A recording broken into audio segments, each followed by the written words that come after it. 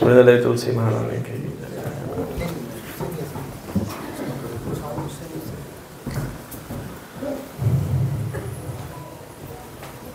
तो प्रभुपाद जी 1972 में first time Kartik के दौरान मतलब भक्त तो 1971 में भी आए थे, लेकिन प्रभुपाद जी 1972 में कार्तिक में जब भक्तों को लेकर के आए तो प्रथम बारी हिज होलीनेस परम पूज्य लोकनाथ स्वामी महाराज आए थे वृंदावन और उस कार्तिक फेस्टिवल में थे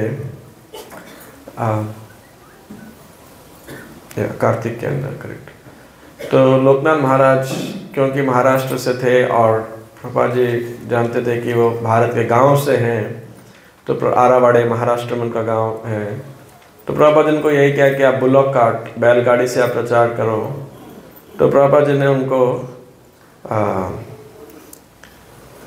आदेश दिया कि मैं गोवर्धन पूजा के दिन, जिस दिन जो है दीपावली के एक दिन बाद प्रतिपदा के दिन, एक बहुत विशेष अन्नकूट मैं आयोजन करना चाहता हूँ।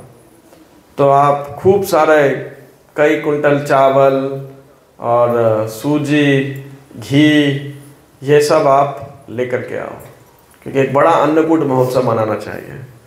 तो प्रभुपाद जी ने उनको प्रथम आदेश इस गोवर्धन पूजा के उत्सव को मनाने के लिए दिया था, गिरिराज से रिलेटेड दिया था।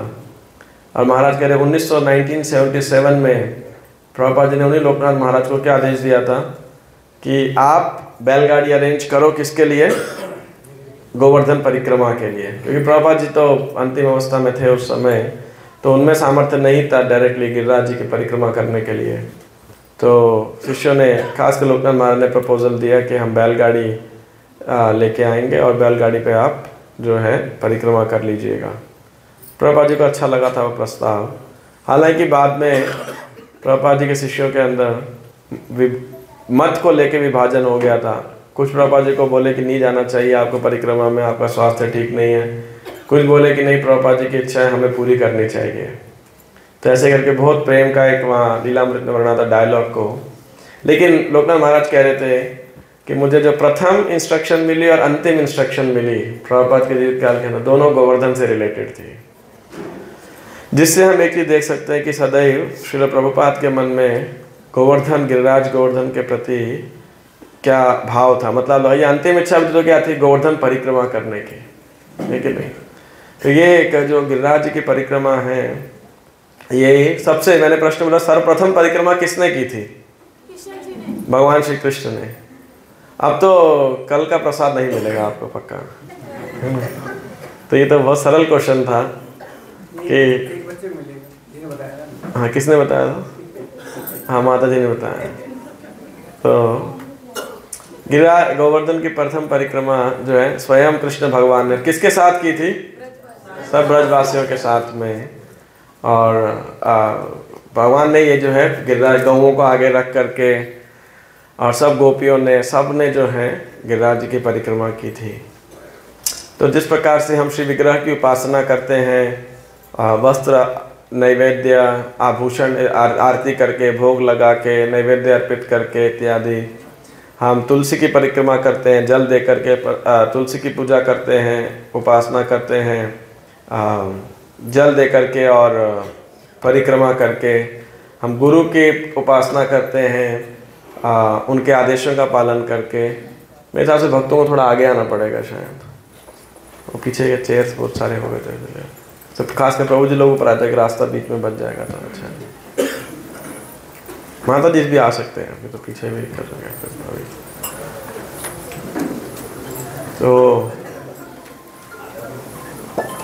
तो अलग अलग शास्त्रों की उपासना करते हैं, उन्हें पढ़ करके, समझ के, उनको चर्चा करके, उनको दोहरा करके। उसी प्रकार गोवर्धन की पूजा कैसे की जाती है, उपासना कैसे की जाती है? परिक्रमा करके जो है।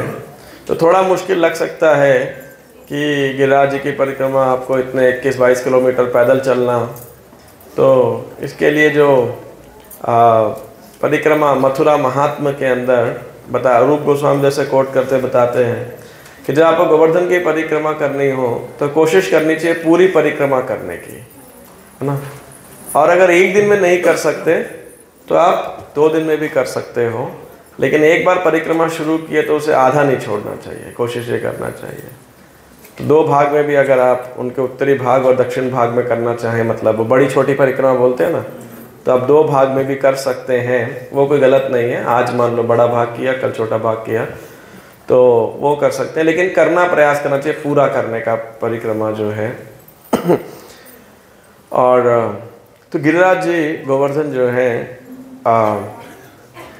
वो, जैसे मैं कहता श्रील प्रभुपाद के बारे में, और ऐसे लगभग हम श्री चैतन्य महाप्रभु के बारे में हमारे जितने भी पूर्ववर्ती आचार्य हैं, वे सब गोवर्धन का में जो है गोवर्धन के प्रति उनका विशेष अनुराग रहा है, और सब ने आकर के यहाँ पे कुछ सेवा किया है, भजन किया है और तपस्या की है, यहाँ पर श्रवण कीर्तन किया है, अनेक प्रकार से जो है यहाँ पर सेवा की है।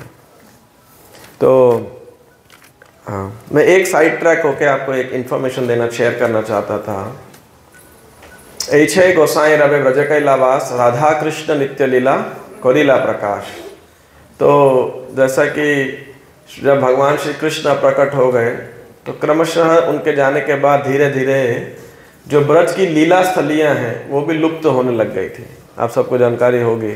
तो कोई नहीं जानता था इतना ज़्यादा कि ब्रज किधर है, वृंदावन कहाँ है, 12 वन कहाँ पर हैं। और समय के साथ में सकाले न महता योगो नष्ट परम तपा। तो जब भगवान स्वयं आते हैं चैतन्य महाप्रभु के रूप में, तो किसको भेजते हैं यहाँ पर, किनको भेजते हैं उन लीला स्थलियों को प्रकट करने के लिए? 6 गोस्वामियों को। वंदे रूप सनातन रघुयुगो श्रीजीव गोपाल, श्री रूप सनातन भट्ट रघुनाथ, श्रीजीव गोपाल भट्ट दास रघुनाथ। तो 6 गोस्वामियों को चैतन्य महाप्रभु 3-4 आज्ञाएं देके भेजते हैं कि आप वृंदावन की राधा कृष्ण की लुप्त लीला स्थलियों को प्रकट कीजिए, आप ग्रंथों भक्ति शास्त्रों की रचना कीजिए, और आप भगवान की उपासना कैसे करें, सेवा पूजा को, श्री विग्रह को स्थापित कीजिए। और एक और आज्ञा थी इनको, that was only to Sanatan Goswami specifically, that was a very typical instruction to Sanatan Goswami. और एक और उनको था, तो एनीहाउ, तो मूल यहाँ पे राधा कृष्ण तिलक। तो 6 गोस्वामियों ने आकर के बहुत सारे लीला स्थलियाँ और श्री विग्रह यहाँ पर खोजे, श्री गोविंद गोपीनाथ मदन मोहन। और तो ये ब्रज में जो है ये सब विग्रह आए कहाँ से थे? जैसे गोविंद देव जी का खोजा, मदन मोहन जी पुरुषोत्तम चौबे के पास में थे, ऑफकोर्स अद्वैताचार्य ने उनकी पहले वर्षिप की थी मदन गोपाल की, फिर ऐसे ही गोपीनाथ जी और अन्य अन्य विग्रह जो थे।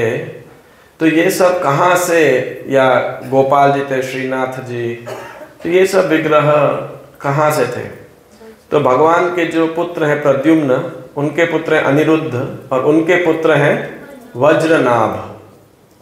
तो भगवान ने परीक्षित को, कृष्ण भगवान ने युधिष्ठिर महाराज ने परीक्षित को हस्तिनापुर का सम्राट बनाया, और वज्रनाभ को मथुरा का कह सकते हैं, या मथुरा प्रदेश है ब्रज का जो है। तो ये वज्रनाभ जो है ये अपने प्रपितामह, क्योंकि ये कृष्ण के प्रपौत्र हैं, तो उन्होंने माता उत्तरा से भगवान श्री कृष्ण के विषय में जानकारी ली इत्यादि। क्योंकि इतना तो एज हो गया था तो उनको इतना याद नहीं रहेगा, या शायद देखे नहीं होंगे वज्रनाभ, लेकिन ब्रज में आए थे वे।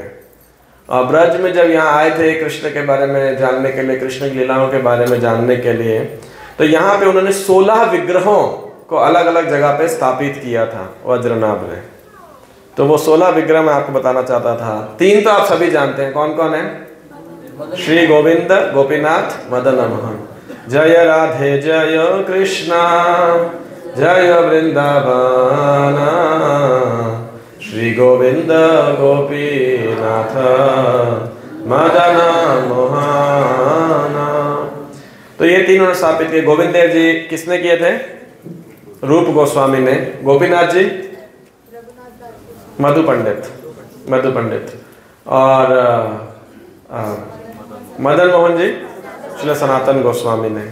इसके अलावा ऑफ कोर्स दामोदर जीव गोस्वामी के पास राधा रमन प्रकट के गोपाल भट्ट गोस्वामी ने, और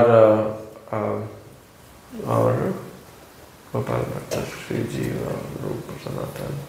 और कौन से प्रमुख विग्रह हैं? गोकुलानंद थे, किनके विग्रह थे गोकुलानंद? विश्वनाथ चक्रवर्ती ठाकुर ना। एनीवे, विनोदी लाल लोकनाथ गोस्वामी ने तो इस प्रकार से वृंदावन में फिर उन्होंने राजपूत राजाओं की मदद से बड़े बड़े मंदिर भी बनाए, खासकर गोविंद देव जी का, मदन मोहन का, तो कृष्णदास कपूर उस वैश्य ने स्पॉन्सर किया था पूरा का पूरा। इसके अलावा चौथे विग्रह जो स्थापित किए थे वज्रनाभ ने, वो किए थे साक्षी गोपाल। अभी उनके दर्शन आपको कहाँ प्राप्त होते हैं? नहीं, रेमुणा नहीं, जगन्नाथपुरी के पास, पुरी के पास में पूरा विलेज ही है साक्षी गोपाल। तो यहाँ से पहले वो गए विद्यानगर, विद्यानगर से आए जगन्नाथपुरी के पास में, तो वो विग्रह भी यहाँ पे ब्रज के अंदर थे। फिर 4 देव उन्होंने मतलब स्थापित किए थे वज्रनाभ ने। तो एक थे केशव देव मथुरा के अंदर, हरिदेव जहाँ पे कल आपको दर्शन अगर संभव हो तो करना चाहिए। तीसरा है फिर श्रीनाथ देव, श्रीनाथ जी बेसिकली, जो माधवेंद्रपुरी आनियोर के अंदर उन्होंने स्थापित किए थे। और चौथे बलदेव, दाऊ जी। आप गए दाऊ जी विलेज में कहीं? दाऊ जी के दर्शन किए? कितने भक्तों ने किए? बस, तो वहाँ बलदेव। तो ये 4, केशव देव, हरिदेव और श्रीनाथ जी, उनका एग्जैक्ट नाम मुझे ध्यान नहीं है, और बलदेव, ये 4 इनके। तो 4 विग्रह, 4 8 हो गए। इसके बाद 4 शिवजी को उन्होंने क्षेत्रपाल के रूप में, पूर्व पश्चिम उत्तर दक्षिण के रूप में स्थापित किया था। तो मथुरा में शिवजी किस रूप में रहते हैं? भूतेश्वर, भूतेश्वर। अगर आप ट्रेन से जाएंगे तो मथुरा से एक पहला स्टेशन आता है भूतेश्वर। दूसरे वृंदावन में शिव जी किस रूप में है? गोपेश्वर महादेव। जय जय गोपेश्वर वृंदावन माझ, जय जय कृष्ण सखा बटु द्विजराज। और फिर 4 जगह उन्होंने भगवान की योग माया, भगवान की जो बहन है, उनको भी स्थापित किया। तो गोविंद देव जी के पास ही योग पीठ में किसको स्थापित किया उन्होंने? स्वयं योग माया को। काम्य वन में किसको स्थापित किया? भगवान के अंतरंगा शक्ति किस रूप में? किसी को नहीं ध्यान, तुक्का लगा लो। वृंदा देवी, काम्य वन में वृंदा देवी। और गोवर्धन में मानसी गंगा का मनसा देवी। और इसके बाद मथुरा के अंदर पाताल देवी या पातालेश्वरी देवी, इस प्रकार से। तो ये उन्होंने भगवान की बहन देवी के भी 4 मंदिर, उन्होंने मंदिर कह सकते हैं, विग्रह स्थापित किए। तो ऐसे 16 विग्रह हो गए। याद है, हो गए सबको 16 विग्रह? कौन कौन से हैं? नहीं, गोविंद, गोपीनाथ, मदन मोहन, साक्षी गोपाल, 4 का ये ग्रुप बना लीजिए। 4 केशव देव, हरिदेव, बलदेव और श्रीनाथ जी, 8। इसके बाद में भूतेश्वर, गोपेश्वर और चक्रेश्वर गोवर्धन में, और काम्यवन में कामेश्वर महादेव। ये 4। हाँ, ये 2 मैं बोलना भूल गया था, सॉरी। भूतेश्वर मथुरा, गोपेश्वर वृंदावन, काम्यवन में कामेश्वर, और गोवर्धन में चकलेश्वर या चक्रेश्वर। चक्र तीर्थ है बेसिकली, वैसा बिगड़ करके बाद में चकलेश्वर बन गया, वैसे है चक्रेश्वर, चक्र तीर्थ चक्रेश्वर। चकलेश्वर महादेव भी बोलते हैं अभी कॉमन भाषा में। और इसके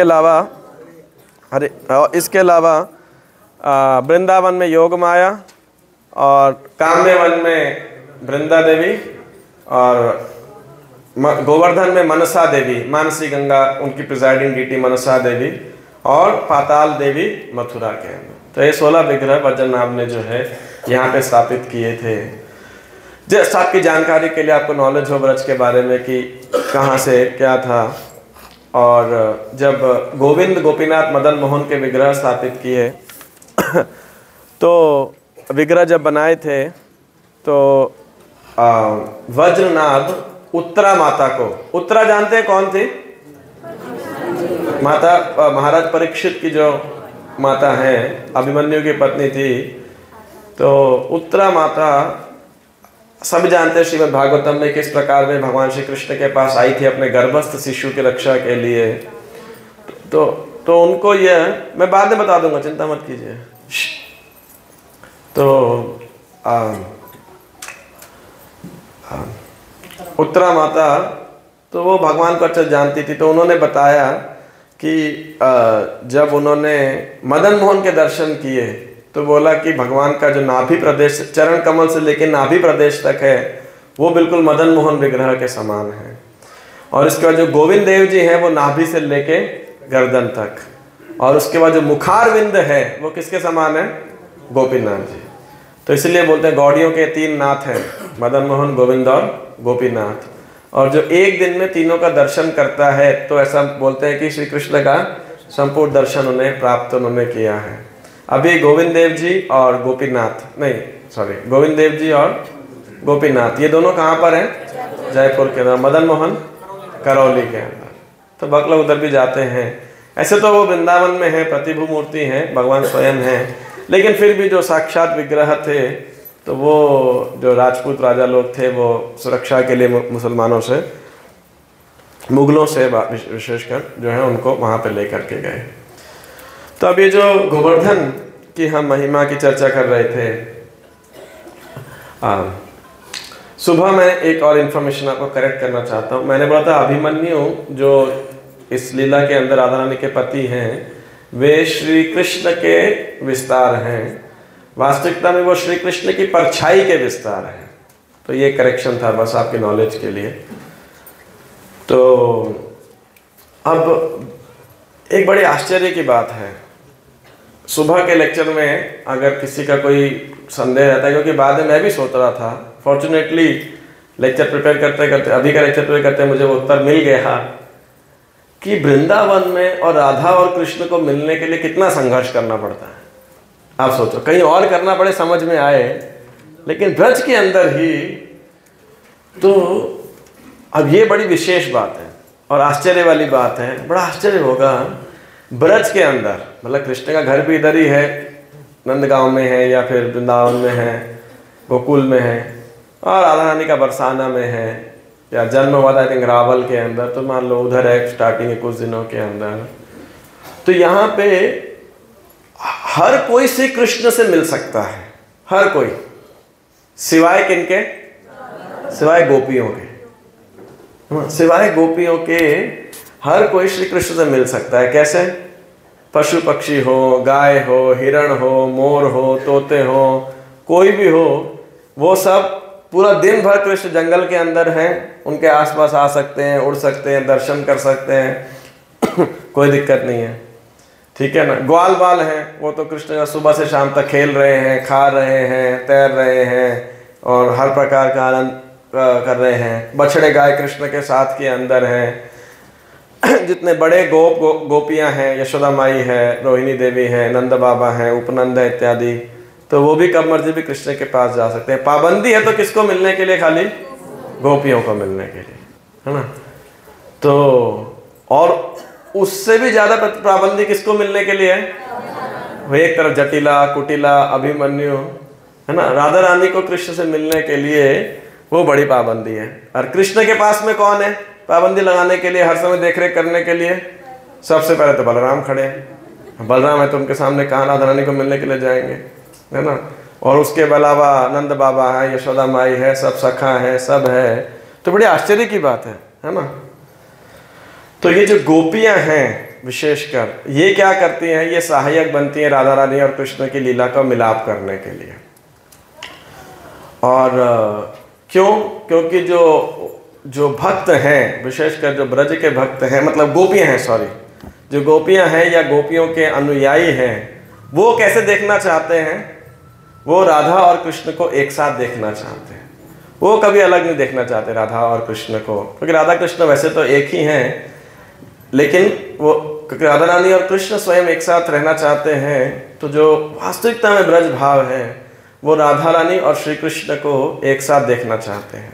और इसीलिए ये गोपियों का विशेष भाव है। तो वो हर प्रकार का आयोजन प्रयोजन करती हैं कि राधा और कृष्ण का कैसे मिलन हो सके, मिलाया जा सके। तो ये जो सुबह हम जितने भी चर्चा कर रहे थे, ये सब गोपियों का तामझाम बेसिकली किसके लिए? एक उद्देश्य के लिए, राधा कृष्ण के लिए। अब आप देखिए कि राधा और कृष्ण को, हमारे ऑल्टर में राधा कृष्ण एक साथ हैं, अलग अलग हैं? हमारे सब ऑल्टर के अंदर राधा कृष्ण एक साथ हैं, कोई मेहनत नहीं करती पड़ती उनको मिलाने के लिए, है ना। तो ये सर्वोत्कृष्ट भाव है जब राधा और ब्रज के अंदर भी राधा और कृष्ण की एक साथ पूजा करना बेसिकली। और ये वो भाव है जिसके लिए ब्रज में अंदर रहते हुए भी बड़ी मेहनत करनी पड़ती है राधा और कृष्ण को मिलाने के लिए। तो इसीलिए विशेषकर आप देखिए महाप्रभु से पहले कोई भी आपको प्रमुख मंदिर नहीं मिलेंगे जहाँ राधा और कृष्ण एक साथ होंगे। आप देखिए कृष्ण के बहुत मंदिर हैं, उडुपी कृष्ण, तिरुपति बालाजी, जगन्नाथपुरी, पंढरपुर में विट्ठल, रुक्मिणी द्वारकाधीश, श्रीनाथ जी, या इवन गोविंद, जो जितने भी मंदिर थे पुराने महाप्रभु के पहले के, राधा रानी कहीं नहीं थी। कहीं कहीं कुछ होगी लेकिन इस भाव का प्रचलन नहीं था किधर पर भी। लेकिन ये राधा कृष्ण की पूजा शुरुआत कहाँ से हुई? इसको प्रकाशित किया श्रीपाद माधवेंद्रपुरी ने, और इसका जो प्रचलन किया वो किसने किया? श्री चैतन्य महाप्रभु ने, और बाद में गोस्वामी गणों ने। तो आप देखिए जो हमें प्राप्त हो रहा है वो टॉप मोस्ट राधा और कृष्ण को एक साथ उनकी उपासना करना, तो इसको चीप मत लीजिएगा। अब ये जो गिरिराज हैं, गोवर्धन हैं, ये राधा और कृष्ण को मिलाने के लिए एक विशेष आयोजन करते हैं। प्रतिदिन उनके पास स्पेशल अरेंजमेंट्स होते हैं, है ना, कि यहाँ पर आकर गुफाओं में, इनके कुंजों में, जंगल के अंदर राधा रानी अपनी सखियों के साथ में कृष्ण के साथ अनेक प्रकार की लीला विहार करते हैं। तो इसलिए भी जो गोवर्धन है ये भगवान की विशेषकर इस माधुर्य लीला में, परकीय भाव की लीलाओं के अंदर, वैसे तो हर वैष्णवों के गिरिराज्य सेवक हैं, सेवा करते हैं, लेकिन खासकर इस दृष्टिकोण से आप देखेंगे कि राधा और कृष्ण को मिलाने के लिए ब्रज में इतनी तामझाम करनी पड़ती है, लेकिन उसको फैसिलिटेट करने वाले कौन है? श्री गिरिराज गोवर्धन की। तो गोवर्धन इसलिए भगवान को अत्यंत प्रिय है। और जैसा मैंने उस लेक्चर में बोला था कि गोवर्धन सर्वश्रेष्ठ भक्त भी हैं और भगवान के रूप भी हैं। स्वयं भगवान कहते हैं इस बात को शैलोस्मी कि मैं ही ये गिरिराज हूँ। तो दोनों तरीके से गिरिराज को देखा जाता है। तो अब एक श्लोक आता है श्रीमद् भागवतम के 10वें स्कंद के 21वें अध्याय के 18वां श्लोक है। हंतायमद्रिरबला हरिदास वर्यो यद राम कृष्ण चरण स्पर्श प्रमोदः मानं तनोति सह गो गणयोस्तयोर्यत् पानीयसूयवसकंदर कंदमूलहि। तो सुखदेव गोस्वामी कह रहे हैं इस श्लोक को, वैसे ये गोपियां इस श्लोक को कह रही हैं, हंतायमद्रिरबला हरिदास वर्यो।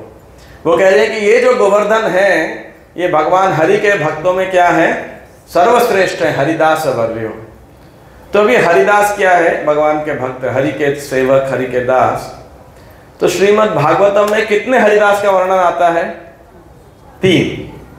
सुखदेव गोस्वामी का ऐसे किसी जगह पे 5 भी वर्णन आते हैं, लेकिन सुखदेव गोस्वामी के मुख से डायरेक्ट रेफरेंस के अंदर जब आता है तो 3 हरिदास का वर्णन आता है ना।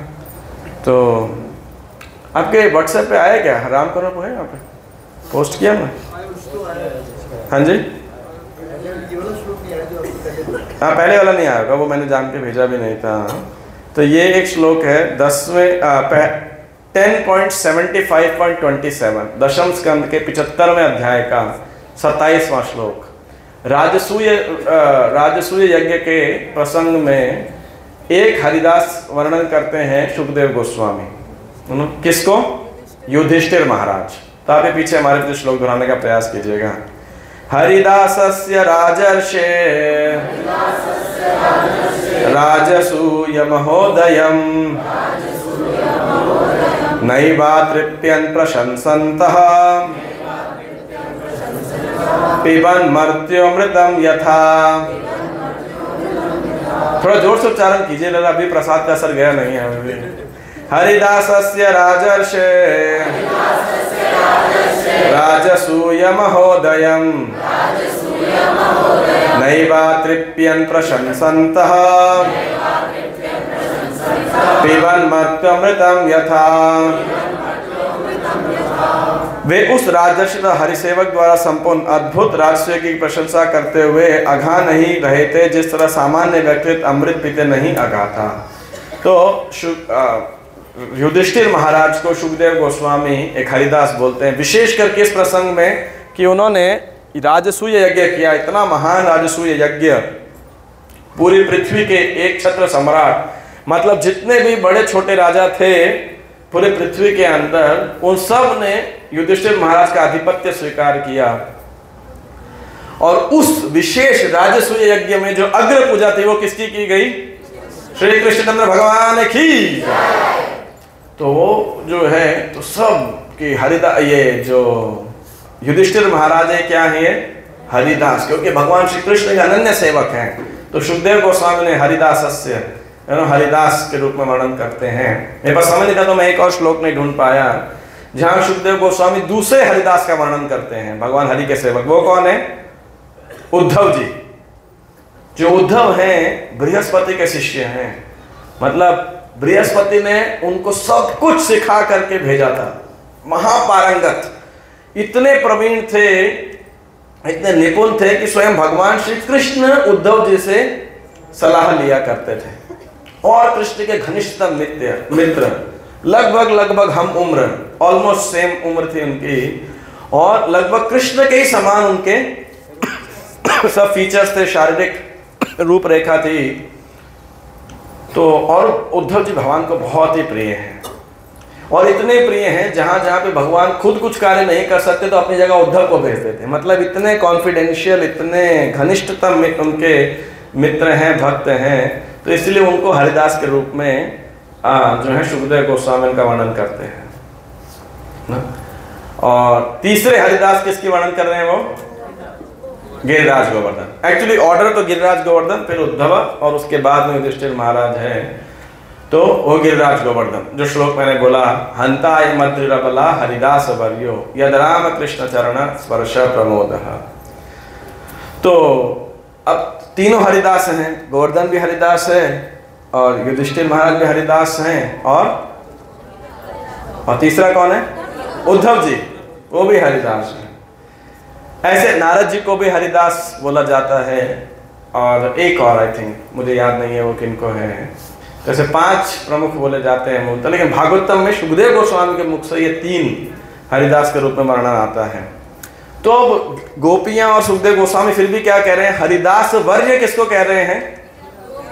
कि सभी हरिदास के टॉप मोस्ट सेवकों के भी टॉप मोस्ट है वो कौन है?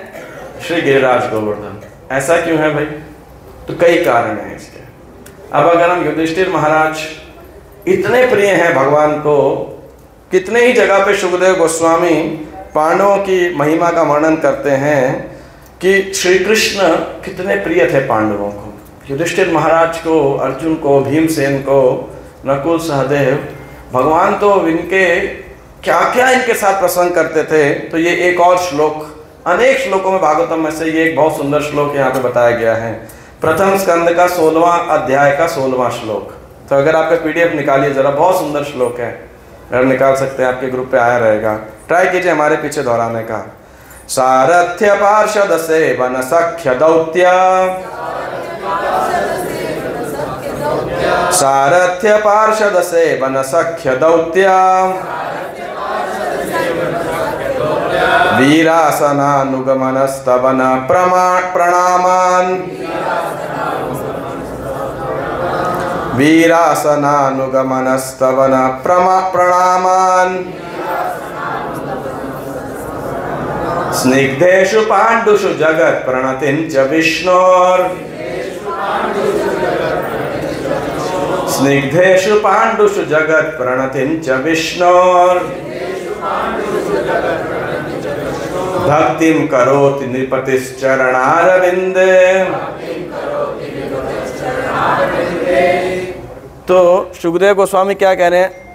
इनफैक्ट ये सूत गोस्वामी कह रहे हैं कि श्री और महाराज परीक्षित क्या में कि देखिए जो उनके दादागण थे, पांडव थे, भगवान श्री कृष्ण उनके लिए क्या क्या किया है ना। और जगत प्रणतिम च विष्णु, उस विष्णु की, उस भगवान श्री कृष्ण की पूरा जगत जिनकी उपासना करता है, उनके चरणों की उपासना करता है, उन्होंने तुम्हारे पितामह के साथ, दादाओं के साथ कैसा व्यवहार किया, क्या क्या किया उन्होंने? सारथ्य, क्या बने उनके? ड्राइवर। आप सोचिए कितने बसें आए? 9 बसें आई है ना। और बस नंबर 1 का ड्राइवर कौन है? कृष्णा। बस नंबर 2 के ड्राइवर कौन है? राधिका रमन, है ना।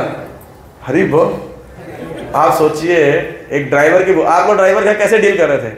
अरे ठीक से नहीं चला रहा है, तेज नहीं चला रहा है, जल्दी पहुंचाना, कौन सा रास्ता ले लिया है कि ना? सच बात है कि नहीं? तो आप देखिए सारथी भगवान के ड्राइवर बन रहे हैं। दूसरा क्या बन रहे हैं? पार्षद। पार्षद मतलब दूत। कहाँ बने थे दूत? शांति दूत।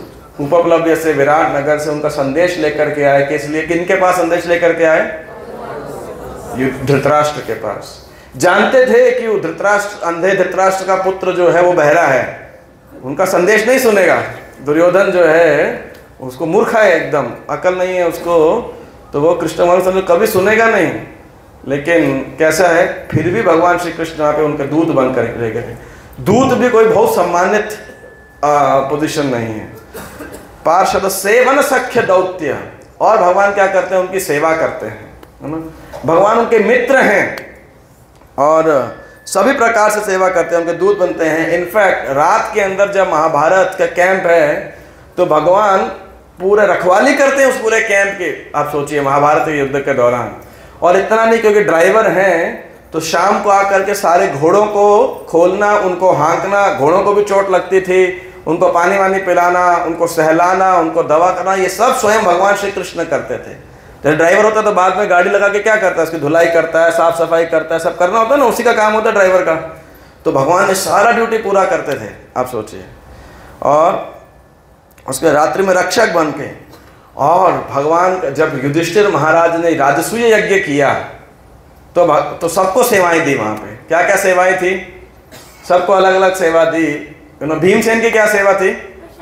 किचन, है ना? अभी यहाँ पे किचन कौन देख रहे हैं? से तो भीमसेन। बस एक ही प्रश्न है कि मेहमानों को मिला होगा प्रसाद या नहीं मिला होगा, ये प्रश्न एक प्रश्न चिन्ह रह जाता है। लेकिन एक बात सत्य है, जिसको खाने पीने का शौक हो ना तो उसको परोसने का डिपार्टमेंट लो, बढ़िया से खिलाएगा एकदम। और जिसका खुद का टेस्ट बड्स बहुत वीक है उसको देंगे तो क्या खिचड़ी खिला देगा, क्या फर्क पड़ता है ना? तो भीमसेन उचित व्यक्ति था। और किचन में मेहनत भी बहुत लगती है, तो भीम कर्मा विकोदरः, तो भीमसेन का डिपार्टमेंट था। मुझे और याद नहीं आ रहा एग्जैक्टली किस किस के क्या क्या डिपार्टमेंट थे। तो भगवान ने वहाँ पे दुर्योधन को जानते क्या डिपार्टमेंट दिया था? ट्रेजरी। ट्रेजरी, जितने गिफ्ट आ रहे हैं उन सबको ट्रेजरी मैनेज करना और गिफ्ट देना भी, जो उपहार देना। तो इसीलिए वो दुर्योधन को बहुत ईर्ष्या हुई कि ऐसे ऐसे उपहार आए थे युधिष्ठिर महाराज के पास में, और ऐसी जगह से आए थे, ऐसा उनका ट्रेजरी भर गया था। तो नहीं, हाँ, तो वो चैप्टर अलग। अब वहाँ पे सारी सेवाएं बांट दी, नकुल को, सहदेव को, इसको उसको, सब सेवा बांटने के बाद भगवान श्री कृष्ण ने क्या सेवा ली थी? वहाँ पर जितने भी गेस्ट आए थे, खासकर ऋषि, महर्षि इत्यादि, उन सबको क्या कर रहे हैं? वो पाद प्रक्षालन कर रहे हैं, उनको प्रसाद खिला के उनको जूठे पत्तल उठा रहे हैं। आप सोचिए क्यों कर रहे हैं? सिर्फ और सिर्फ पांडवों से स्नेह के कारण, है ना? ये था पांडवों के प्रति उनका स्नेह। जब भीमसेन ने दुर्योधन को गदा युद्ध किया तो कौन व्यक्ति बहुत आक्रोश में आ गया? बलराम जी, है ना? और बोल रहे ये भीम ने अधर्म से युद्ध किया है, छल से युद्ध किया है, नियम को तोड़ा है, गदा युद्ध के नियम को तोड़ा है ना? तो मैं इसका आज ही वध कर दूंगा। ये वो सब बलराम जी खूब गाली निकालने लगे भीमसेन को। तो भगवान श्री कृष्ण क्या कह रहे हैं? भगवान श्री कृष्ण क्या कहते हैं बलराम जी को? कह रहे एक बात बताओ, युद्ध शुरू होने के पहले आपने बोल दिया तीर्थ यात्रा करने के लिए, मैं तीर्थ यात्रा पे जा रहा हूँ। पूरा युद्ध में कौरवों ने इतना अधर्म किया, तब आप कहाँ थे? और आज अंतिम युद्ध के अंदर आप धर्म की दुहाई लेकर के आ गए यहाँ पे। साइड हटिए, मतलब कहने का कुल मतलब था जो हो रहा है उसे देखते जाइए। जब अब तक कुछ नहीं बोला तो यहाँ पे जज न्यायाधीश बनने की आवश्यकता नहीं है आपको। किसको बोला ये बात? आप सोचिए बलराम जी को, है ना? कोई मामूली बात नहीं है। तो ऐसा लगेगा। और बलराम जी को कौन प्रिय थे? दुर्योधन। दुर्योधन जो है उनको, उनका शिष्य गधा सिखाया था उसको खूब। और बलराम जी की इच्छा क्या थी? सुभद्रा का विवाह किससे कराने की? दुर्योधन से। और कृष्ण ने क्या किया? नहीं, उन्होंने तो सुभद्रा को, अर्जुन को बोला लेके भाग जाओ, और सुभद्रा को बोला रथ तुम चलाना।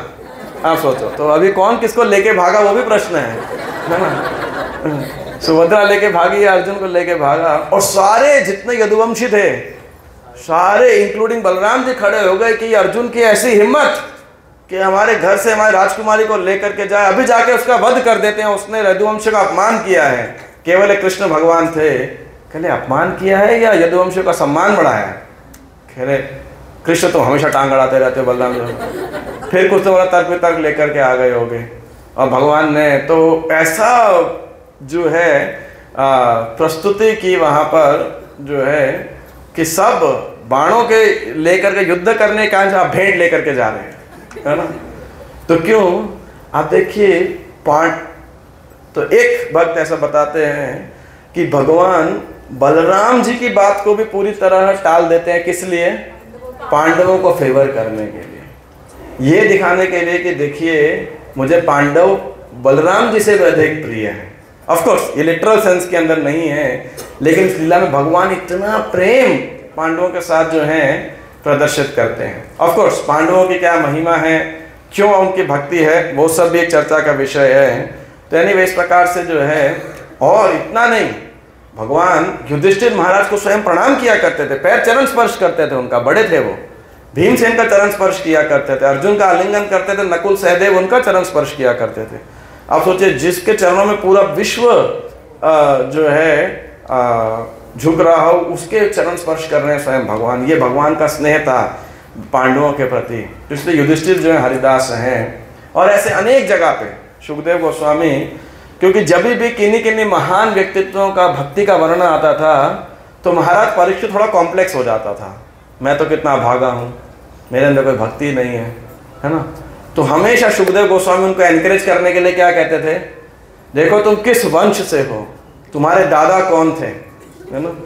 हमेशा कई जगह पे उन्हें याद दिलाते। इनफैक्ट नरसिंह देव की जब लीला हो गई तो परीक्षित महाराज को तो मतलब एकदम हाइट वाला कॉम्प्लेक्स हो गया कि मैं तो बिल्कुल बेकार हूँ, ये हूँ। देखो प्रहलाद महाराज के नरसिंह देव स्वयं प्रकट हुए उनके सामने, है ना। और उनके बाद उनके पोते बलि, वामन देव उसी वंश से पैदा हुए। तो वहाँ पे तो ऐसा पांडवों का गुणगान करते हैं सुखदेव गोस्वामी परीक्षित महाराज के उस कॉम्प्लेक्स को दूर करने के लिए उसको, कि नहीं तुम पांडवों के वंशज हो, वो स्वयं भगवान श्री कृष्ण उनकी क्या सेवा करते थे आप सोचिए। तो ये हरिदास युधिष्ठिर महाराज के प्रति जो है श्री कृष्ण का प्रेम था, प्रेम है। तो इस प्रेम के तहत भगवान जूठे पत्तल उठाने के लिए, पैर धोने के लिए, उनकी सेवा करने के लिए तैयार थे इस प्रकार से। फिर उद्धव जी क्या थे, जैसे मैंने बताया कि जब मतलब जहाँ भगवान नहीं जा पाते वहां पे कह रहे हैं उद्धव जी को भेज दो, बस ऐसा था। मतलब इतने अंतरंग पार्षद उद्धव जी जो हैं, तो भगवान ने कहाँ भेजा उनको आप सोचिए, ब्रज में अंदर भेजा। जाओ उद्धव एक काम करोगे, बोले बताइए क्या करना है, बोले ब्रज में जाओ। बोले नहीं मैं आपको छोड़ के नहीं जाना चाहता हूँ, आपके संग में रहना चाहता हूँ। ये ठीक है, जाके एक संदेश दे के आना है, बस डाकिए का काम करना है, एक संदेश दे करके ब्रजवासियों को और वापस आ जाना, क्या दिक्कत है, थोड़ा ही है, ज़्यादा नहीं है। तो उद्धव बोले ठीक है, मन मार के कृष्ण के संगत को नहीं छोड़ना चाहते थे, उनके संग को, सानिध्य को, लेकिन फिर भी कहाँ गए उद्धव जी, वृंदावन गए। अब ये उद्धव जी वृंदावन गए और वहाँ पे ब्रजवासियों की दशा देखी, जब सब ब्रजवासियों को ऐसा प्रेम होता है, क्योंकि बृहस्पति ने सब कुछ सिखाया था उन्हें, लेकिन एक चीज़ छोड़ दी थी अभी, वो क्या थी, ये ब्रज प्रेम का ज्ञान अभी दिया नहीं था उन्हें, इसकी हायर एजुकेशन नहीं मिली थी उन्हें। बाकी सब प्राइमरी सीनियर सेकेंडरी एजुकेशन मिली थी, लेकिन ये हायर एजुकेशन बृहस्पति जी से अभी उनको प्राप्त नहीं हुई थी। तो कृष्ण भगवान ने सोचा अभी पूर्णतया साक्षर हो जाओ, शिक्षित हो जाओ, तो ब्रज प्रेम, प्रेम तत्व क्या है, ब्रज का प्रेम, ब्रजवासियों का प्रेम। तो जब गोपियों के पास गए तो देखा गोपियों के कि वो तो जहाँ सर्वत्र होए तार इष्ट देव स्फूर्ति, सब जगह वो कृष्ण का ही दर्शन कर रही है, सदैव 24 आवर्स कृष्ण के लीला स्मरण में निमग्न है पूरी तरीके से। और विशेषकर उद्धव जी ने किसको देखा था, श्रीमती राधा रानी को, और क्या प्रार्थनाएं करते हुए, भ्रमर गीत, एक भंवरे से बात कर रहे हैं कि तुम उस मधुसूदन दुष्ट के सेवक, दुष्ट सेवक हो, इस प्रकार से जब बात कर रही थी। तो ये देख करके, उनके उस महाभाव को देख करके उद्धव जी बिल्कुल हतप्रभ रह गए। और उसके बाद जानते हैं ये पूरे ब्रज की लीला स्थलियों का दर्शन उद्धव जी को कराया, किसने कराया था जानते हैं? पूरी परिक्रमा किसने की थी practically? Of course exactly route से नहीं, पर लीला दर्शन किसने कराया उद्धव जी को? स्वयं श्रीमती राधा रानी ने। क्यों? राधा रानी हमको बता रही थी यहाँ पे कृष्ण ने ये लीला की थी, यहाँ पे कृष्ण के साथ ऐसे विचार क्या बोलते हैं विहार किया था, कृष्ण ने यहाँ पे ऐसी वेशभूषा डाली थी, कृष्ण ने यहाँ इस प्रकार से बांसुरी बजाई थी, कृष्ण ने यहाँ इस प्रकार असुर का वध किया था, कृष्ण को यहाँ बांधा गया था। और ये सारी लीला सलियां उद्धव जी को कौन सिखा रही है? श्रीमती राधा रानी। आप सोचिए, ये वृंदावन का दर्शन, तो ये है उद्धव जी हरिदास। और कितने महीने रुके वृंदावन में, ब्रज के अंदर उद्धव जी? 11 महीने। जो कह के आ रहे थे कृष्ण मैं आपके साथ रहना चाहता, छोड़ना नहीं चाहता, और अब ब्रज में आकर के वापस जाना नहीं चाहते, तो उनको याद दिलाया। क्या हुआ उद्धव जी, किसको नहीं छोड़ना चाहते थे? किसको नहीं छोड़ना चाहते? बोले तुम अपने दोस्त के पास वापस नहीं जाना, मित्र के पास, कृष्ण के पास? बोले अच्छा 11 महीने हो गए हैं। बोले आप वापस जाओ। और उद्धव जी की वापस जाने की इच्छा नहीं थी। ये है सर्विस एंड सेपरेशन, है ना? तो इसीलिए जो मैं सुबह कह रहा था, जो विरह का जो भाव है, तो जो गौड़ीय वैष्णव का भाव क्या है? Service and separation. मिलन में सेवा नहीं, विरह के अंदर सेवा। क्यों? क्योंकि मिलन में तो एक आनंद है, परस्पर आनंद है, लेकिन विरह के अंदर जो मिलने की आकांक्षा का आनंद है कि जब कृष्ण नहीं होते हैं तो क्या होता है? वो व्यक्ति कृष्ण को हजारों, हर जगह कृष्ण को देखता है। जब कृष्ण सामने है तो सिर्फ सामने ही कृष्ण है ना, लेकिन विरह का भाव ऐसा है कि सर्वत्र जो है उनमें कृष्ण का स्रोत है। इसीलिए जो गौड़ीय वैष्णव का भाव है वह सर्विस एंड सेपरेशन, मिलन से ज्यादा जो है विरह में विप्रलंब भाव के अंदर सेवा। तो ये उद्धव जी अब उनको इतने ज्यादा पूरा दिन श्रवण कीर्तन स्मरण राधा रानी के साथ हो, राधा रानी उनको बता रही हैं, तो इतने कृष्ण भावना भावित हो गए थे कि वो तो कृष्ण की लीलाओं को देख रहे थे। और इसीलिए उद्धव जी क्या कहते हैं कि भाई मैं तो ब्रज छोड़ के नहीं जाना चाहता। और इसलिए उद्धव जी एक गुलमलता के रूप में ब्रज में शाश्वत रूप से निवास करते हैं। उद्धव जी और भी 2 जगह शाश्वत निवास करते हैं। एक बद्रिक आश्रम में, जहाँ मैत्रेय मुनि से उन्होंने संवाद सुना था, क्योंकि भगवान ने उनको वो आदेश दिया था, तो शाश्वत रूप से उद्धव जी वहाँ भी रहते हैं। एक और स्थान है जो मैं भूल गया हूँ, और तीसरा है ये ब्रज के अंदर एक गुलमलता के रूप में। जब आप गिरिराज जी की परिक्रमा करेंगे तो वहाँ कुसुम सरोवर के एग्जैक्टली पीछे वहाँ उद्धव क्यारी और उद्धव कुंड भी है। तो जब बोला जाता है कि ऐसे उद्धव जी जो है वहाँ एक गुलमलता बन के वहाँ पे ब्रज के अंदर निवास कर रहे हैं, तो ये हैं दूसरे हरिदास। आप सोचिए, जिनको स्वयं राधा रानी ने ब्रज के लीलाओं से लेकर दर्शन कराए। अब तीसरे कौन है? गोवर्धन। अब इनको क्यों हरिदास वर्य बोला गया है ना? तो कई कारण हैं इनके। कारण क्या है आप देखिए। तो ऐसे तो कुछ चर्चा तो हमने क्योंकि गोवर्धन पूजा में की थी, गिरिराज जी किस प्रकार भक्तों को सुविधा प्रदान करते हैं, उनको सेवा प्रदान करते हैं, हर प्रकार के सेवाओं को, गायों को घास देते हैं, बच्चों को और बछड़ों को, गायों को पानी के झरने और एकदम सुकोमल घास, है ना, और गुफाएं खेलने के लिए, राधा कृष्ण की लीला स्थलियों के लिए बहुत सुंदर कुंज, गुफा इत्यादि, ये सब जो हैं गिरिराज जी सबको प्रोवाइड करते हैं, जीवंत हैं, तो इसीलिए हरिदास वर्य हैं। लेकिन फिर भी अगर आप तीनों का कंपेयर करेंगे तो भगवान श्री कृष्ण जब युधिष्ठिर जी से मिलते थे तो क्या करते थे? उनके चरण स्पर्श किया करते थे, ठीक है ना, बहुत बड़ी बात है। जब उद्धव जी से मिलते थे तब क्या करते थे? उनका आलिंगन करते थे। तो चरण स्पर्श से तो और घनिष्ठ हो जाता है आलिंगन। लेकिन जब गिरिराज जी को उन्होंने क्या किया?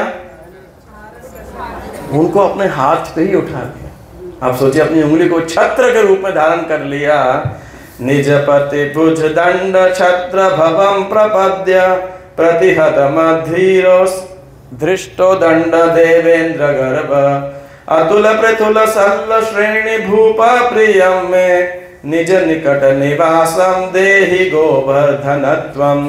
तो रघुनाथ दास गोस्वामी कह रहे निज पति भुज दंड छत्र भवम प्रपद्य, कि जो पूरे विश्व को आश्रय देने वाले हैं, पूरे जगत को आश्रय प्रदान करने वाले हैं, उसका आश्रय कृष्ण ने ग्रहण किया है। आज उसने किसका आश्रय ग्रहण किया है? गिरिराज गोवर्धन का। ये नहीं, आप सोचिए, ये गोवर्धन जी की महिमा है कि नहीं? उनकी महिमा को स्थापित करने के लिए, और ऑफ कोर्स राम कृष्ण चरण स्पर्श प्रमोद, राम कृष्ण भगवान बलराम और कृष्ण स्वयं गिरिराज जी के ऊपर खेलते हैं, गाय चराते हैं और रास क्रीड़ा करते हैं इत्यादि इत्यादि, तो वो सब तो है ही। तो अब देखिए सर्वश्रेष्ठ भगवान कृष्ण कहाँ पे? युधिष्ठिर महाराज के चरणों में और उद्धव जी के आलिंगन में, और गिरिराज जी तो भगवान के सर के ऊपर है। और भी कारण हैं, एक एक कारण हो गया। अब दूसरा आप देखिए कि युधिष्ठिर महाराज और पांडवगण कभी आए थे ब्रज के अंदर?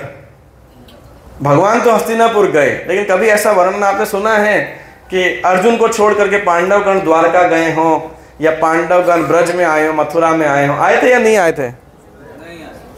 कितने लोग कहते नहीं आए थे पांडव ब्रज के अंदर? हैं? कितने लोग कहते आए थे? कब आए थे? हाँ, काम्य वन के अंदर कब आए थे? जब वो वनवास के अंदर थे, जब 12 वर्ष का वनवास था, शायद 13 वर्ष का था। 12 वर्ष वनवास था और 1 वर्ष अज्ञातवास। 12 + 1 था ना, 12 + 1। हाँ, तो जब 12 वर्ष वनवास का था तब पांडवगण यहाँ काम्य वन में आके रुके थे।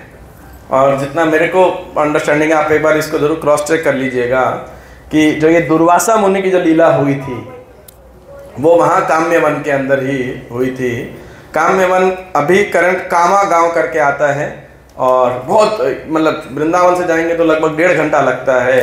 भरतपुर डिस्ट्रिक्ट में मेजॉरिटी ये जो कामा गांव आता है, लेकिन है वहाँ पे बहुत सारी लीला स्थलियाँ, पूरा 1 दिन से भी ज़्यादा चाहिए उधर मतलब। और वृंदावन से ट्रैवल करना मतलब 1.5-2 घंटा अप, 1.5-2 घंटा डाउन, वो इतना दूर, सबसे मतलब बहुत दूर पड़ता है काम्य वन। लेकिन है बहुत सुंदर लीला स्थलियाँ, इनफैक्ट कई सारी लीला स्थलियाँ हैं।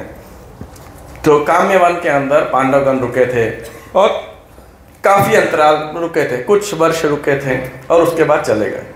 ठीक है ना। उद्धव जी आए तो ब्रज में कितना समय रुके?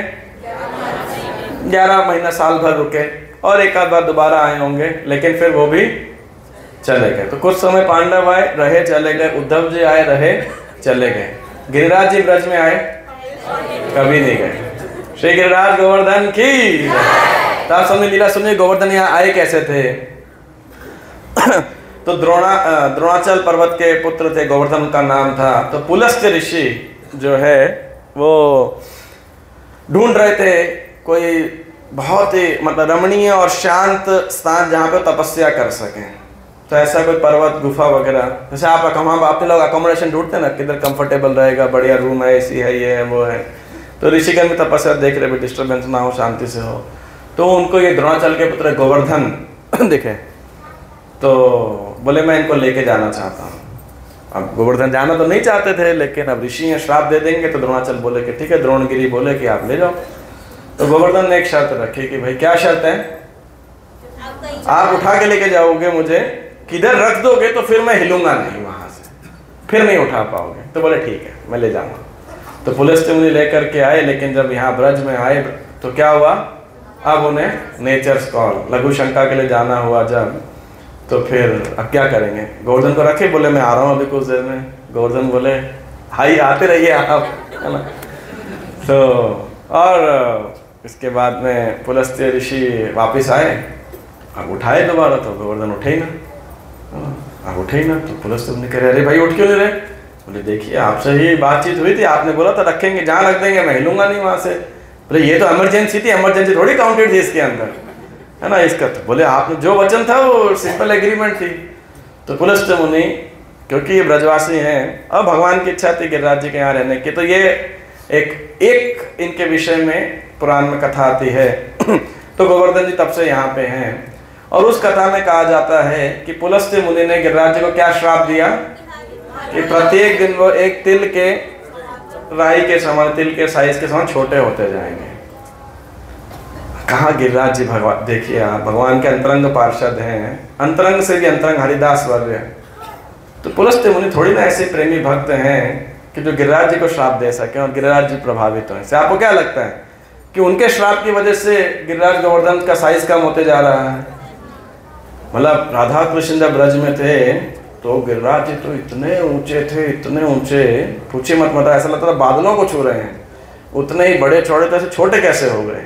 तो ये कथा उन्हें बोला जाता है। क्या कह रहे हैं, क्या कली के, तो जो है, तो विश्वनाथ चक्र ठाकुर इस बात को कहते हैं। तो साधारणतया हम लोग इसी बात को जानते हैं पुलस्त्य मुनि के श्राप से, लेकिन चक्रवर्ती ठाकुर अपने लिखते हैं गिरिराज जी के बारे में कि वास्तविकता में पुलस्त्य मुनि के श्राप में ऐसा सामर्थ्य नहीं है कि गिरिराज जी को छोटा कर दें। वास्तविक ये एक बाह्य कारण है ना, जैसे एक इंटरनल रीजन होता है, एक एक्सटर्नल रीजन होता है, तो ये एक बाह्य कारण है लोक विचार के लिए, लोक दृष्टि के लिए जो एक कारण बना। लेकिन वास्तविक कारण क्या है कि राधा और कृष्ण जब लीला समाप्त करके गोलोक वृंदावन चले गए और बोला, गोवर्धन बोले मैं भी वापस जाना चाहता हूँ, कृष्ण बोले नहीं, यहीं रहना है आपको। ऑफकोर्स शाश्वत रूप से वहाँ तो है ही है। तो गिरिराज जी राधा और कृष्ण के जाने के उस विरह को नहीं स्वीकार कर पाए, और उस विरह की अग्नि के अंदर गिरिराज जी क्या है वो, अब जैसे मान लीजिए अभी मान लो अभी कितना बजा है, 6:40 लगभग हो रहा है, और मान लो मैं आपको पिछले घंटे से तो बोर कर ही रहा हूँ, और 7:40 फिर 8:40 9:40 तक लेक्चर चलते ही जा रहा है, चलते ही जा रहा है, चलते जा रहा है, तो क्या होगा। और जो ऑर्गेनाइजर्स है सारे गेट बंद कर दिए उन्होंने, अब बाहर भी नहीं जा सकते आप, तो फिर आपकी शारीरिक प्रतिक्रिया क्या होगी, फिर पहले आप ऐसे हो गए, फिर ऐसे हो जाएंगे, फिर ऐसे हो जाएंगे, है ना, छोटे होते जाएंगे ना ऐसा। तो ऐसे गिरिराज जी जो है उस विरह की अग्नि के अंदर वो अपने जो है वो दुख के कारण जो है, उस विरह के कारण जो है छोटे होते जा रहे हैं। ऐसा चक्रवर्ती ठाकुर जो एक्सप्लेन करते हैं कि उस विरह के कारण वो पृथ्वी के अंदर है, लेकिन इसलिए समाते जा रहे हैं क्योंकि उनसे विरह सहन नहीं हो रहा है। ये आंतरिक कारण या रसिक कारण जिसे आप कह सकते हैं गिरिराज जी के छोटे होने के पीछे है। तो अब मैं कह रहा था आपको दो कारण बताए कि हरिदास वर्य क्यों है। पहला युधिष्ठिर चरण और उद्धव जी को आलिंगन और इंद्र को गर्भ को छत्र के रूप में। दूसरा कारण टाइम ऑफ रेजिडेंस इन ब्रज, अगर उस दृष्टिकोण से भी देखा जाए तो। एक तीसरा कारण भी है ऐसा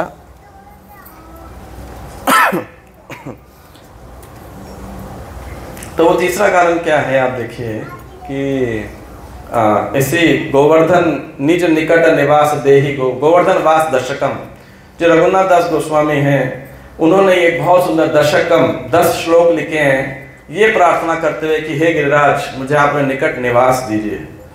तो उसके श्लोक, उसमें ये श्लोक कह रहे हैं, सुरपति कृत दीर्घ द्रोह तो गोष्ठ रक्षम तव नव गृह रूपस्यंतरे कुरुवतैव अघबकरि पुनोच्चैर्दत्त मत्त मन द्रुतम में निज निकट निवासम देहि गोवर्धनत्वम।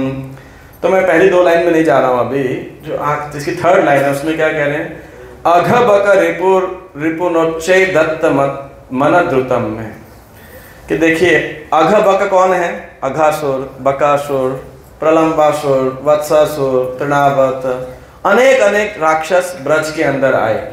ठीक बात है कि नहीं। तो पूतना का वध किसने किया था, भगवान कृष्ण ने। तृणावत का, जोर से बोलिए, आप तो अभी गिरिराज जी की पोज में आ गए लगता है प्रश्न तो कल परिक्रमा से अभी विरह शायद महसूस हो रहा है भक्तों, जल्दी परिक्रमा करें शायद हम अभी। तो और प्रलंबासुर का वध किसने किया था, बलराम जी ने। धेनुकासुर का वध किसने किया था, बलराम जी ने किया शायद। और बाकी उसके जितने गधे दोस्त थे वो सब कृष्ण, और उठा के फेंका सबको, है ना। वत्सासुर का वध किसने किया था, कृष्ण भगवान ने। तो ऐसे ज्यादातर जब असुरों का वध किया तो भगवान ने या तो कृष्ण ने स्वयं किया या कृष्ण ने बलराम जी की सहायता ली। ठीक है ना। तो प्रलंबासुर और क्या नाम है इनके, दूसरा कौन था, धेनुकासुर, ऐसे केस के अंदर बलराम जी की मदद की। तो कहीं कृष्ण ने किया, कहीं बलराम ने किया, कहीं दोनों ने मिलकर किया, लेकिन कृष्ण ने उनकी सहायता ली। ठीक है ना। लेकिन जब इंद्र आसुरी प्रवृत्ति पे उतर आए, पूरे ब्रज का नाश करने के लिए, गौओं को, भगवान के ब्रजवासियों को वध करने के लिए, हालांकि वो असुर नहीं हैं लेकिन फिर भी असुर, तो उच्चै दत्त मन द्रुतम में। तो जो इंद्र जब ऐसे आसुरी प्रवृत्ति प्रदर्शित करने लगे, हालांकि कौन है वो, राजा हैं, स्वर्ग के राजा हैं, देवताओं के राजा हैं, तो तब भगवान ने किसकी मदद ली? ना तो बलराम जी की ली, ना खुद से किया, ना ग्वाल बालों की मदद ली, किसी की मदद ली नहीं। उस समय किसकी मदद ली? श्री गिरिराज जी की। श्री गिरिराज गोवर्धन की। तो इसको समझने के लिए आप कैसे समझ सकते हो कि भाई देखिए, जैसे रात्रि के समय सब गोपियां सब कुछ अपना घर बार छोड़ के किसके लिए आ गई? श्री कृष्ण के पास आ गई, श्री कृष्ण के लिए आ गई। तो जो सब अपना घर बार छोड़ करके आए, सबको समर्पित करने के लिए कृष्ण को, उनको कृष्ण छोड़ने के लिए तैयार थे। किसके लिए? श्रीमती राधा रानी के लिए, है ना। अनया राधितो नूनम भगवान हरिश्वरः यन्नो विहाय गोविंद प्रीतो यामनयद हरिहि। तो प्रीतो यामनयद रहः। तो श्रीमती राधा रानी के लिए। तो ये किस लिए है कि देखिए इतने सारे सब गोपियां सब कुछ छोड़ करके कृष्ण के शरण में जब आ रही हैं, उनको छोड़ के कृष्ण तैयार है किसके साथ जाने के लिए? राधा रानी छोड़े। तो ये किसकी महिमा है? राधा रानी कैसे टॉप मोस्ट है। तो ऐसे ही जब आप सोचिए, इंद्र का मान वध करना था, महेंद्र, मतलब इंद्र के सामने ये बाकी सारे असुर क्या थे? बकासुर, अगासुर, तृणावर्त कुछ थे क्या? ये तो स्वर्ग के राजा हैं, मतलब ऐसे लल्लू पंजू से होंगे जितने राक्षस थे। लेकिन जब इंद्र की शक्ति के सामने भगवान ने किसकी मदद ली? ना बलराम जी की, ना ग्वाल बालों की, ना खुद की, गिरिराज जी की। आप सोचिए। तो ये है हरिदास वर्य श्री गोवर्धन। ये उनकी महिमा को स्थापित करने के लिए, और इसलिए सुरप्ति कृत दीर्घ दुर्होत गोष्ठ रक्षम तब नव गृह रूपस्यांतरे कुरुत्तवैव। कि किस प्रकार आप सभी गायों की रक्षा करने के लिए, ब्रजवासियों की रक्षा करने के लिए आप उन्हें कहाँ लेके गए? गिरिराज जी के पास लेके गए। इसलिए वो हरिदास वर्य हैं, है ना। और विशेषकर श्रीमती राधा रानी और कृष्ण के मिलन के लिए सबसे ज्यादा कोई फैसिलिटी प्रोवाइड करने वाला है तो वो कौन है? श्री गिरिराज गोवर्धन है, उनके कुंज के अंदर। इनफैक्ट आप सब शरद पूर्णिमा मनाते हैं, राइट? उस दिन क्या होता है? शारदीय रास, है ना। और ये रास कहाँ मनाया जाता है? वृंदावन में। वहां पे जो रासस्थली है, एक और वसंत के अंदर रास मनाया जाता है, श्री कृष्ण वासंती रास। माघी पूर्णिमा के दिन वो प्रारंभ होता है। जैसे ये 2 महीने के लिए उसको बोलते हैं श्री कृष्ण मधुरोत्सव। तो वो रास भगवान ने कहाँ रचाया था? किसी को मालूम है कहाँ पर? गोवर्धन में कहाँ पर? नहीं, राधा कुंड पे नहीं, राधा कुंड पे नहीं। हाँ जी, राधा कुंड तो वो स्थान है जहां कृष्ण एकमात्र और एकमात्र सिर्फ राधा रानी के साथ है, और सिर्फ मंजरियों, कुछ मंजरी ही उसके अंदर एंट्रेंस है। वहां गोपियां भी नहीं जाती, केवल मंजरियां प्रवेश करती हैं।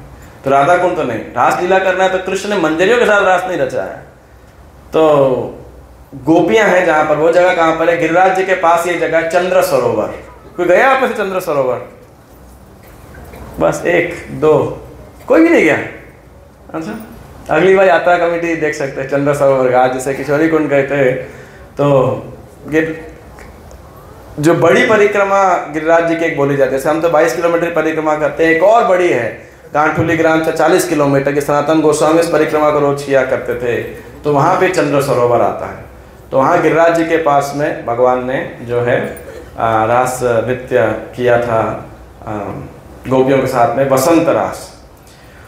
तो ये जो गिरिराज गोवर्धन है, गिरिराज हैं, ये श्रीमती राधा रानी और कृष्ण की इन लीलाओं को आयोजन करने में अनेक प्रकार से उनका जो है सहयोग रहता है, उत्साह रहता है उनके अंदर। और इतनी सुंदर वो फैसिलिटीज प्रोवाइड करते हैं राधा और कृष्ण के लिए, मिलन के लिए। जय जय राधा कृष्ण युगल मिलाना, आरती करवे ललिता आदि सखी गाना। तो इस प्रकार से भक्त ठाकुर कह रहे हैं, जय जय राधा कृष्ण युगल मिलन, आरती करावे ललिता आदि सखी गण। सभी सखियों के साथ में। और जो है श्री गिरिराज भगवान श्री कृष्ण को सहयोग करते हैं। इनफैक्ट जो गोवर्धन लीला हुई, तो उसके बहुत सारे आचार्य बहुत प्रकार से वर्णन करते हैं। तो गिरिराज जी ने क्या किया, यही जो बरसाना स्वामी महाराज प्रभुपाद जी के शिष्य तो बता रहे हैं कि कृष्ण ने ऐसे गोवर्धन को उठाया है। गिरिराज ने क्या किया, एक बहुत सुंदर ज्वेल्ड थ्रोन, सिंहासन भगवान के लिए बनाया, रत्नों से बना और वहाँ रख दिया, है ना। और इसके अलावा वहाँ जितने भी आमोद प्रमोद की वस्तुएं हैं, सब अनेक प्रकार के जूस, खाद्यान्न, झूले, ये वो सब वहाँ पे, बिस्तर विस्तर सब वहाँ पे जो है अरेंज कर दिया सब ब्रजवासियों के लिए। 7 डे फेस्टिवल, है ना। जैसे यूथ के कई बार हो रहा था नाइट आउट करने के लिए, है ना। उनको हॉस्टल में अगर आप पढ़ते होंगे तो क्रेज रहता है नाइट आउट करने के लिए, है ना। वो पूरा दिन रहेगा लेकिन दिन सोएंगे, लेकिन रात में मस्ती करें। आपको आइडिया है नाइट आउट क्या रहता है ना? है बॉन फायर तो खैर चलो पुरान फायर भी होता होगा, मतलब इसके वर्जन चेंज होते रहते हैं। मैं यूथ के लिए ठीक है बोलना सही है ना। लेकिन 10, 11, 12 बजे उनका असली रूप प्रदर्शित, शक्ति प्रदर्शित होती है। हाँ जी, क्या कह रहे हैं प्रचार में? नहीं छोड़िए उस नाइट आउट को, आपकी पुरानी कंडीशनिंग याद जाग जाएंगी। फिर आप बोलेंगे देखो हमारी चेतना ही एकमात्र चीज़ है जो भौतिक है। फिर आप मेरा डायलॉग मेरे ऊपर ही बोलेंगे।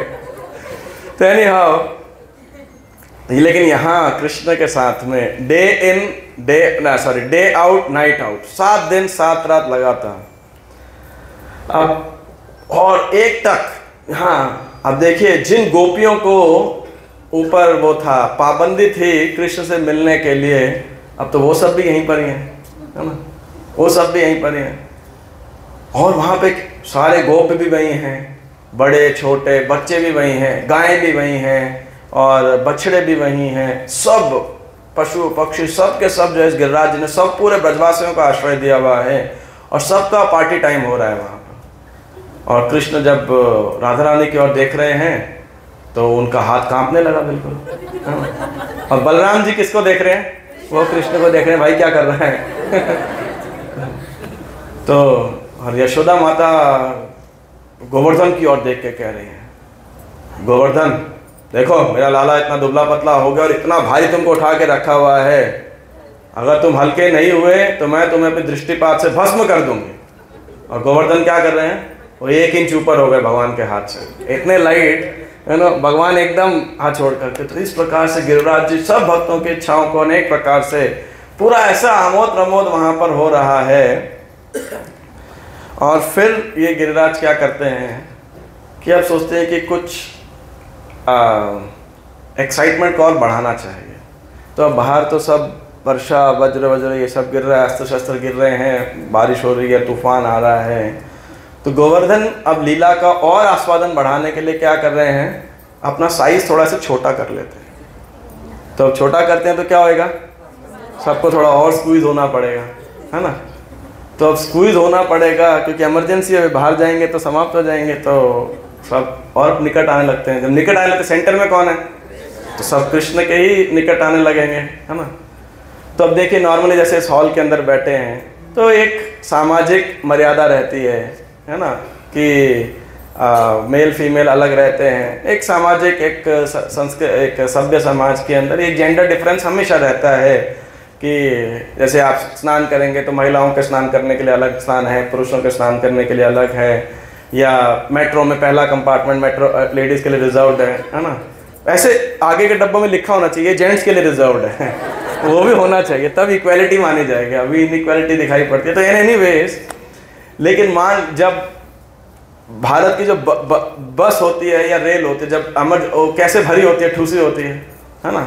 आप सबने सब क्या, हमारी बस तो हम आराम से आते हैं, लेकिन जनरली आप जाएंगे, है ना, तो एकदम, या ट्रेन वेन के अंदर कभी स्लीपर कोच वगैरह में जाएंगे तो ठूसा हुआ रहता है। क्यों? इमरजेंसी है, अभी छूट जाएगी तो कुछ नहीं है। तो भाड़ में क्या जेंडर डिफरेंस सामाजिक हो, इमरजेंसी है तो भाई, है ना। तो ऐसे ही गिरिराज जी पे जब ये लीला हुई, जब साइज छोटा किया तो ऐसे ही हो गया। तो सब सामाजिक होते हैं, सर्वधर्मान परित्यज्य माम एकम शरणम व्रज अहम त्वाम सर्व पापेभ्यो मोक्षयिष्यामि मा शुचः। तो कृष्ण भगवान जो है, तो गिरिराज जी इस प्रकार से सब रसों को जो है पूरित करने के लिए अनेक प्रकार से लीलाएं करते हैं और सब वैष्णवों की सेवा करते हैं। वास्तविकता के अंदर सबसे बड़ा वैष्णव कौन है? जो जितने ज़्यादा वैष्णवों की सेवा करे, है कि नहीं? टॉप मोस्ट वैष्णव ये नहीं है जो सिर्फ व्यासासन में बैठ के प्रवचन दे रहा है, वो महान वैष्णव नहीं है। महान वैष्णव वो है जो सभी वैष्णवों का सेवक हो और वास्तविकता सही वैष्णवों की सेवा करे। तो इसीलिए वो हरिदास वर्य हैं, या वैष्णवानाम यथा शंभु। शिव जी क्यों हैं? क्योंकि वो वैष्णवों के सेवकों के सेवक हैं, सभी वैष्णवों के सेवक हैं। तो ये जो सेवा भाव है, यू नो, और प्रैक्टिकल डेमोन्स्ट्रेशन उनकी सेवा का, फिर चाहे वो गाय हो, बछड़े हो, भगवान के ग्वाल बाल सखा हो, गोपियाँ हो, कोई भी हो, गिरिराज जी उनको हर प्रकार से क्या कर रहे हैं? सेवा प्रदान कर रहे हैं, उनकी सेवा कर रहे हैं ताकि ये कृष्ण की सेवा कर सकें, वो कृष्ण को और आनंद प्रदान कर सकें। तो इसीलिए गिरिराज जी के बारे में तो अनेक शास्त्रों के अंदर अनेक महिमा हैं। फिर भी मैं समाप्त करने से पहले जब आप गिरिराज परिक्रमा कर रहे हैं तो कुछ चीज़ें ध्यान रखिएगा। सर्वप्रथम गिरिराज की महिमा का ध्यान रखिए। तो कोशिश कीजिएगा उस दौरान 2 व्रत धारण कर लीजिए, एक मौन व्रत और एक मोबाइल फ़ोन व्रत। ऑफकोर्स जो मैनेजमेंट के अंदर है, मैनेजर्स हैं, तो वो अवश्य मोबाइल रखिए। मतलब प्रैक्टिकल होना एक बात है और स्पिरिचुअल होना, spiritual people are also practical. और मोबाइल के साथ साथ फिर मोबाइल अगर लेके जा रहे हैं तो ध्यान भी रखिएगा, है ना। पिछली बार हमारा एक ग्रुप आया था तो मोबाइल फ़ोन की बहुत लीला हो जाती है यहाँ पर, है ना। तो लोग जेब वेब काट लेते हैं, गिर जाता है, प्रणाम करते हैं, कोई कोई तो वो कुंड में आचमन करते हैं, वो साथ साथ मोबाइल फ़ोन भी स्वाहा हो जाता है। तो ये सब बातों का थोड़ा ध्यान रखिए। और वैसे गोवर्धन में बंदर को ज़्यादा छीन छान के नहीं लेके जाते। वृंदावन के बंदर बहुत बदमाश हैं, है ना, वो बहुत दुष्ट हैं। लेकिन बाकी जगह तो ऐसा देखा नहीं कि ऐसे ज़्यादा छीन छान के लेके जाते। गिरिराज जी पे तो आराम से। तो जब आप परिक्रमा कर रहे हैं तो ये ध्यान रखिएगा। तो ये इस बात का ध्यान रखिए कि आप इस सृष्टि के सबसे 2 पवित्रतम स्थानों पे हैं, वहाँ पे इस पूरे क्रिएशन के टॉप मोस्ट प्लेस हैं, यू नो। पहला है गोवर्धन, और उस गोवर्धन के जो नेत्र हैं मयूर के शेप में है, वो कौन है? राधा कुंड और श्याम कुंड। तो ये ज़रा भी भौतिक नहीं है। लेकिन जैसे मैंने स्टार्ट किया था, एक ही चीज़ भौतिक है यहाँ पे, वो क्या है? हमारी चेतना। तो कम से कम उस दौरान हम अपनी चेतना को भौतिक होने से बचा सकते हैं, अधिक से अधिक जप कर सकते हैं। ऑफ कोर्स जो कोई माता जी प्रभु जी थक जाएं तो रिक्शा कर सकते हैं, वो ठीक है, जो प्रैक्टिकल चीज़ करें कर सकते हैं। चप्पल जूता नंगे पैर जैसा भी आपको ठीक लगे वो आप करिए। नंगे पैर करेंगे तो और अच्छा है, लेकिन कई व्यावहारिक कारणों के कारण भक्त लोग नहीं कर पाते तो फिर अलग बात है। तो वो तपस्या बहुत अच्छा है, करना चाहिए। इसके बाद ध्यान रखें कि बीच में यदि आपको नेचर्स कॉल के लिए जाना हो, यू नो, यूरिन या स्टूल पास करने के लिए, तो गिरिराज जी की साइड में ना जाएं, ऑपोजिट साइड के अंदर जाएं। गिरिराज जी की और मतलब फेस ना करें और ना गिरिराज जी की और, but rather on the opposite side, ये ध्यान रखिए। और इसके बाद अपने जो भी वैल्यूएबल्स हैं इनका तो ध्यान रखिएगा। और ख़ासकर जब आप राधा कुंड के पास जाते हैं तो अपने पूर्ववर्ती आचार्यों का स्मरण, अगर आप छोटे ग्रुप्स में हैं तो कीर्तन करते हुए, कुछ कथा करते हुए, हरि कथा करते हुए, वो सब जाइए ताकि आप पूरी तरह कृष्ण भावना भावित रहें। गोवर्धन की परिक्रमा बहुत लोग बहुत तरीके से और बहुत सारे अभिप्राय से करते हैं। ब्रजवासी करते हैं क्योंकि श्री कृष्ण ने की, तो कृष्ण के चरण पर चिन्हों को फॉलो करते हुए। ब्रजवासी या ब्रज के बाहर के लोग भी, बहुत सारे लोग गिरिराज जी के बारे में जानते हैं क्यों करते हैं? हाँ, इच्छा पूर्ण करने के लिए। और गिरिराज जी बहुत दयालु है, सबकी इच्छा पूर्ण भी करते हैं। ऐसा नहीं है कि आप ये मत सोचिएगा कि लोगों की केवल मतलब वो है एक मान्यता है या एक विचारधारा है, ऐसा नहीं है। वास्तविकता में गिरिराज जी की परिक्रमा करना जो है, गिरिराज जी बहुत प्रसन्न होते हैं उससे, और भगवान कृष्ण बहुत प्रसन्न होते हैं। तो जो गिरिराज जी की परिक्रमा करता है तो बहुत सारे लोग जो हैं भौतिक इच्छाओं के साथ परिक्रमा करते हैं कि खासकर पुत्र हो, घर बने इत्यादि, और उनकी मनोकामनाएं पूर्ण भी होती है। अब मैं आपको ये नहीं कह रहा हूँ कि आप सब अपनी मनोकामनाएं पूर्ण करने के लिए यहाँ पे आए। अवश्य हमारी आध्यात्मिक इच्छाओं को लेकर के हम गिरिराज जी की परिक्रमा करें कि अनुकूलस्य संकल्पः प्रतिकूलस्य वर्जनम रक्षिष्यति इति विश्वासो गोप्तृत्वे वर्णन तथा आत्मनिक्षेप कार्पण्य षड्विध शरणागति ही, कि हम श्री कृष्ण के और शरणागत हो सकें, श्री कृष्ण को और प्रिय हो सकें। मोरा ए अभिलाष विलास कुंजय दियो वास नयने हरिभो सदा युगल रूप राशि, कि हम यही अभिलाषा है विलास कुंजे दियो वास, कि हम विलास कुंज यानी राधा कृष्ण आप विलास करते हैं और नयने हेरिभो सदा युगल रूप राशि, कि श्रीमती राधा रानी और श्री कृष्ण के इस युगल किशोर की जोड़ी के हम दर्शन कर सकें। तो इस इच्छा के साथ में तो गोवर्धन गिरिराज जी हैं आध्यात्मिक इच्छाएं भी पूरी करने वाले हैं। तो ऑफ कोर्स अगर आप कोई भौतिक इच्छा से करें तो भी ठीक है, लेकिन सर्वोत्कृष्ट यदि आप आध्यात्मिक इच्छा से करें, एक इच्छा तो सब भक्त रख सकते हैं, वो क्या है? इमीडिएट इच्छा कि इस मैराथन में ज़्यादा से ज़्यादा किताबें बांट सकें। ये भौतिक है आध्यात्मिक है? क्यों आध्यात्मिक है?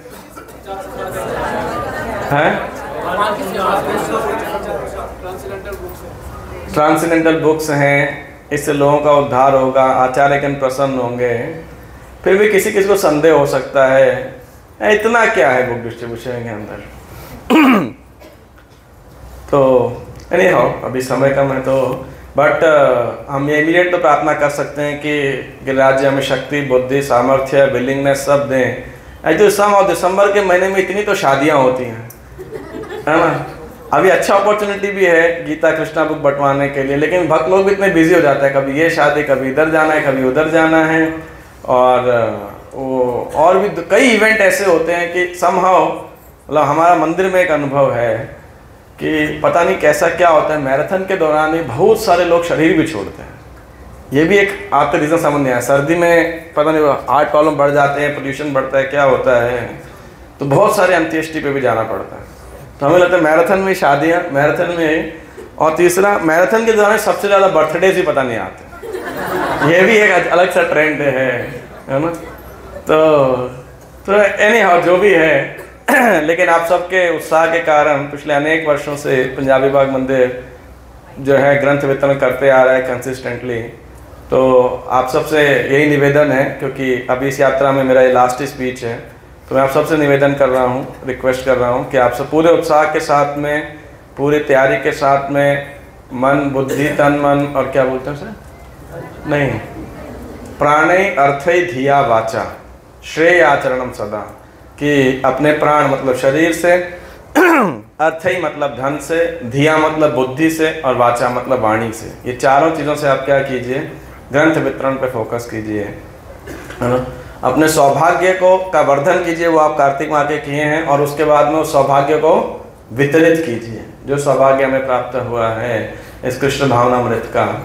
तो ये हम जरूर रख सकते हैं। इसके अलावा आप गिरिराज जी से प्रार्थना कर सकते हैं, और गोवर्धन में अनेक सारी लीला स्थलियाँ हैं, अनेक सारे कुंड हैं, मतलब मेरे को नंबर भूल गया, मैंने पढ़ा था, लेकिन कोई मेरे हिसाब से 100 से तो ज़्यादा ही, 100 से तो बहुत ज़्यादा, मतलब 200 के आसपास तो होंगी। मैं एग्जैक्ट नंबर चाहे ग्रुप में सर्कुलेट कर दूंगा। इतने सारे वहाँ पे लीला स्थलियाँ और तीर्थ स्थलियाँ हैं जो एग्जैक्ट गोवर्धन के अंदर है, और जो गोवर्धन के आसपास तो पता नहीं अनेक हैं। तो वहाँ पे हमें पता ही नहीं होगा कि कितनी सारी लीलाएं वहाँ पे की हैं, किसने की हैं। ऑफ कोर्स कृष्ण भगवान से संबंधित सारी लीलाएं विशेषकर, या कुछ कुछ हमारे आचार्यों के द्वारा, तो वो सब तो कभी समय लेकर के आना चाहिए, और उसके बाद में उन लीला स्थलियों के बारे में श्रवण कर सकते या दर्शन कर सकते। Make point